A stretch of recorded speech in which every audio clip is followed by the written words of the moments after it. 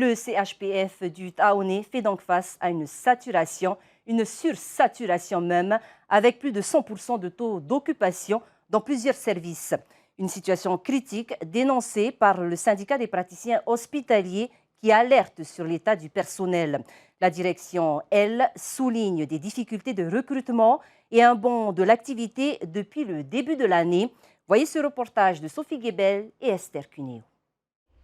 Un personnel à bout de souffle, certains en burn-out, d'autres en arrêt maladie.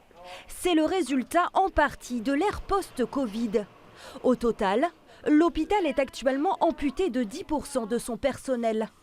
À cela s'ajoute une progression de l'activité sans précédent, avec un afflux de patients graves depuis le début de l'année. Une situation inquiétante à laquelle doit faire face la direction. Le contexte général de l'établissement aujourd'hui est qu'en effet, il est confronté, après un rebond post-Covid en début d'année, avec une prise en charge des patients qui avaient été retardés dans leur prise en charge diagnostico-thérapeutique. Le fait est qu'aujourd'hui, l'hôpital enregistre depuis le début de l'année une progression de son activité qui ne faiblit pas. Résultat, certains services fonctionnent en sur-régime, jusqu'à 180% de taux d'occupation en oncologie.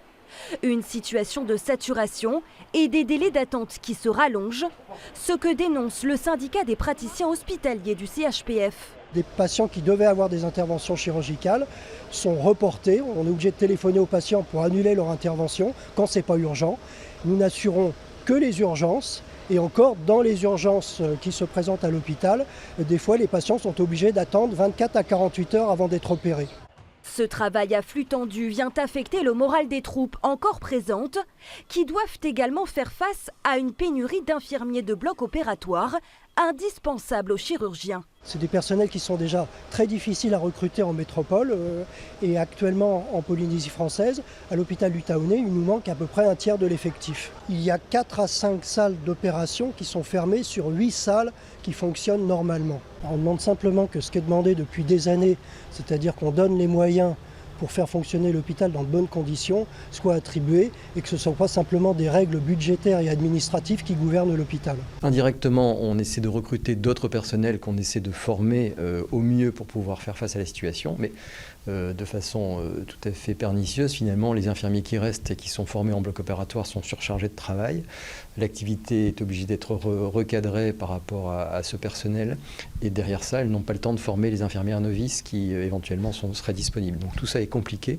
Si le CHPF assure avoir activé tous les leviers de recrutement, le syndicat, lui, dénonce un manque d'anticipation.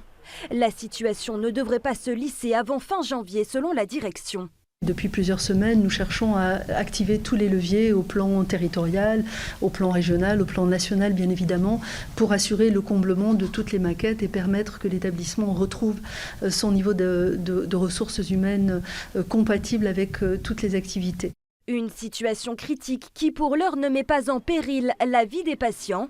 Les cliniques ont été mobilisées pour venir en renfort en attendant une accalmie.